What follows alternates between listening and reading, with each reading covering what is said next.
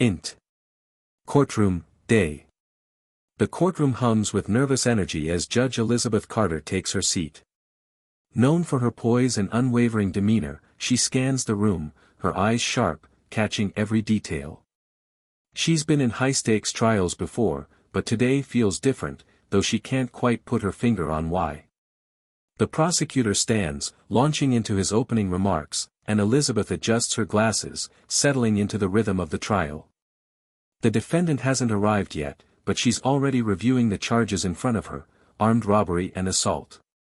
The details are vague, the evidence thin. Her thoughts are interrupted by a voice: "All rise for the defendant." Elizabeth looks up, pen paused mid-air. The man who enters the courtroom is all too familiar. His eyes, worn by years of hardship, still hold that spark she remembers from a different time. It's Andrew. Andrew Davis. The boy she used to climb trees with. The one who shared his lunch with her when she forgot hers. The one who made her laugh so hard she cried when everything felt heavy back in their small Alabama town. He's here.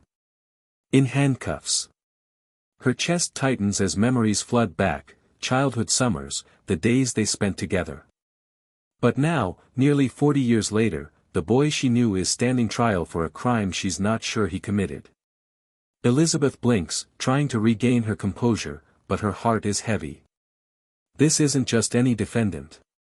This is him. The prosecutor begins detailing the charges: armed robbery at the North Point gas station on October 12, but Elizabeth can barely focus. She can't stop thinking about how Andrew ended up here. Int. Courtroom, later. As the trial continues, Elizabeth can't shake the feeling that Andrew isn't just fighting for his freedom. He's fighting a system stacked against him, a system that's already decided his fate before the trial even began. The defense attorney, Monica Hayes, stands up to make her argument. "My client pleads not guilty," she says, calm but determined.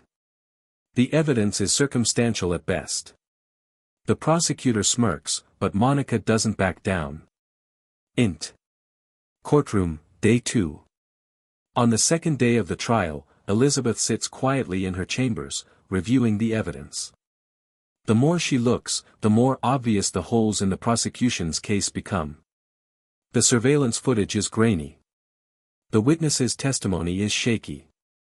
And yet, she knows how this works. The system isn't about fairness. It's about perception.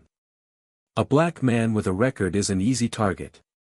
She remembers Andrew as a boy who had big dreams, despite coming from a family that struggled to make ends meet. She remembers how he always seemed destined for something greater. But now, he's just another defendant in a broken system. Int. Courtroom, later.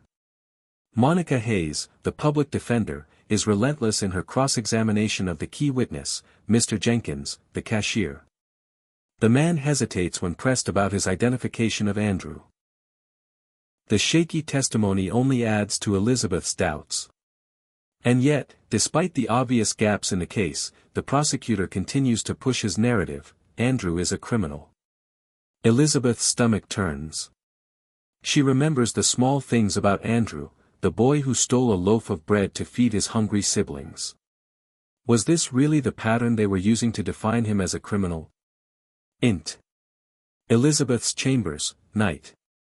Later, in the quiet of her chambers, Elizabeth stares out the window, weighed down by the case. She knows the law is clear: she must judge based on the evidence, not emotion. But how can she ignore the biases at play? How can she remain impartial when she knows what's happening isn't just wrong, it's personal? Int. Courtroom, final day.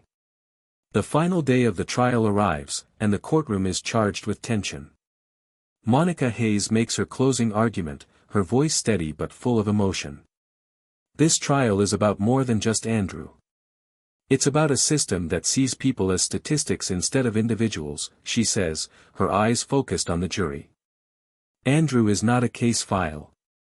He's a man who has worked hard to leave his mistakes behind. And yet, here he is again, accused of something he didn't do. The prosecutor tries to counter, but his words fall flat in the face of Monica's passionate plea. When it's Elizabeth's turn to speak, her voice is firm and clear. You've seen the evidence. You've heard the testimony. Your decision today must be based on truth, not assumptions or bias. Int. Courtroom, later. Hours later, the jury returns with their verdict. Not guilty. A wave of relief washes over Andrew. Tears fill his eyes as he turns to Monica, whispering his thanks. Elizabeth watches from the bench, her heart heavy with the weight of the decision she's made. Int. Elizabeth's chambers, night. That evening, Elizabeth sits alone in her chambers, reflecting on the case. She knew the law wasn't perfect, but it was worth fighting for. Sometimes, standing for fairness means making difficult choices, choices that could cost you everything. But in the end, Elizabeth realizes one thing: justice is worth the fight, even when the fight is against the system itself.